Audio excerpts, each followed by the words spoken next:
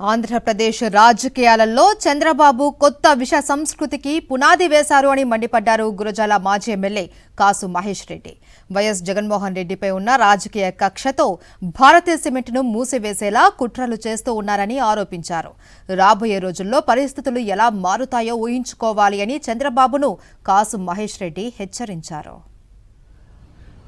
చంద్రబాబు నాయుడు గారు ఆంధ్ర రాష్ట్ర రాజకీయాల్లో ఒక కొత్త విష సంస్కృతికి పునాది వేస్తున్నాడు.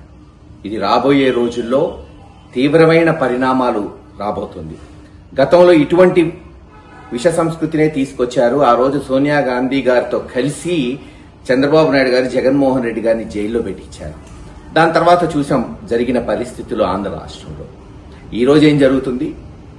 జగన్మోహన్ రెడ్డి గారు ఎంపీ కాకముందు ఒక మంచి వ్యాపారవేత్త, విజయవంతమైన వ్యాపారవేత్త, అది పవర్ స్టేషన్స్ అవ్వచ్చు, లేదు సిమెంట్ కర్మాగారం నిర్మించారు కడపలో, కొన్ని వేల మందికి ఉద్యోగ అవకాశాలు, కొన్ని వేల కోట్లు పన్నుగా మరి రాష్ట్ర కేంద్ర ప్రభుత్వాలు కట్టడం జరిగింది.